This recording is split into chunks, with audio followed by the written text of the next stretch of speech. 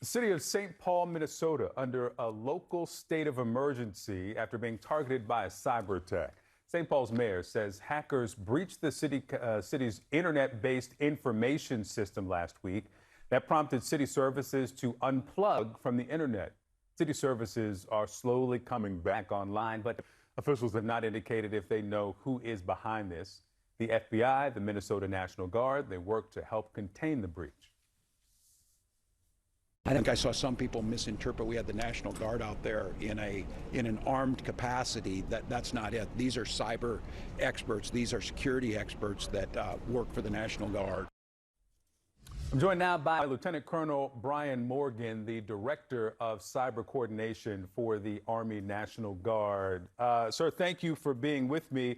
Let's just start with, and I go into this interview knowing there's some things you just can't tell me because of security. There's some things you're not going to answer, but we get as far as we can. Scope and scale. Sure. Help us understand the breadth and the severity of the hack. Sure. So what I can say is that the scope and scale of the incident were sufficient enough to warrant summoning the National Guard, which means it is truly an emergency.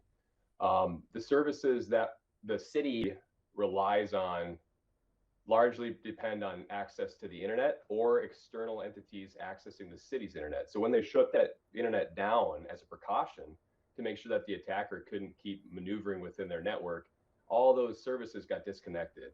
So in terms of scope and scale, anything that relied on that city's internet has been impacted.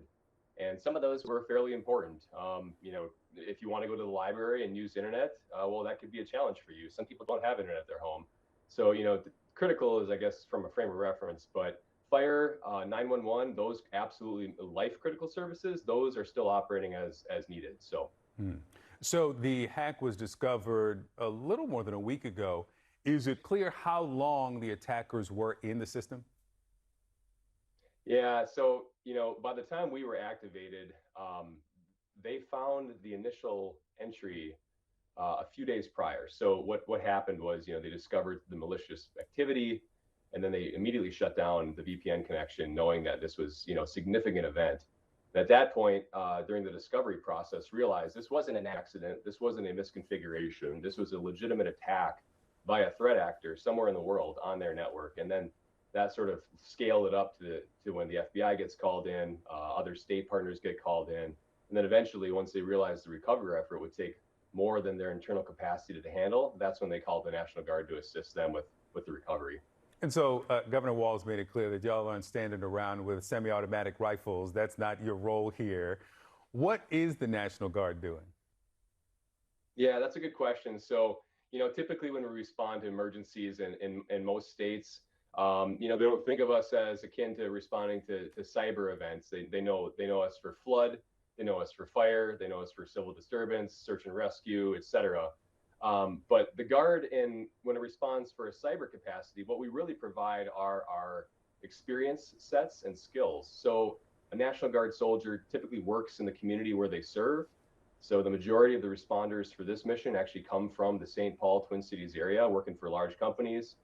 Some work for the government as well. And what they bring to the fight, which is unique, is there's an operational mindset. There's a surge capacity and coordination experience, which is kind of unparalleled because we kind of do these sorts of things all the time, whether it's, on state active duty or federal service. So we're pretty familiar with the emergency situation mindset.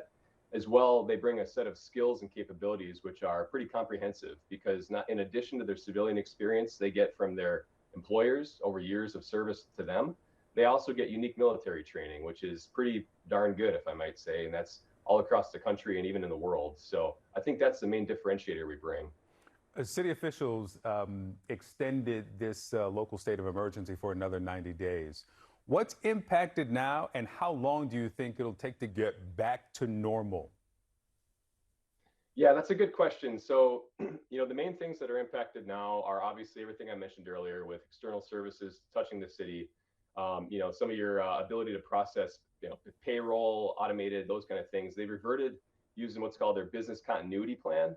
They reverted back to more manual processes to ensure that vendors get paid, to ensure their employees get paid. And so there's a lot of work to do to recover the network. And in terms of timeline, It really depends because, you know, it's a hard thing to nail down. These networks, when you have a city like the size of St. Paul, they're very complex. There's many different servers. There's thousands of endpoints, and you know the attacker could have planted what are known as hooks anywhere in the network. So it really is a delicate process to go through, and you don't want to turn that internet back on until you know that the environment is safe. Because if you are premature in that, the attacker could come right back in, and then you're back at zero. So, you know, it's one of these things where the timeline we expect to be as long as it takes. And I wish I had more detail for you, but that's kind of how these things go. All right, Lieutenant Colonel Brian Morgan, thank you so much for your time, and I'm sure the people of St. Paul are very grateful for the work you are doing. Enjoy the Saturday. Thank you. So to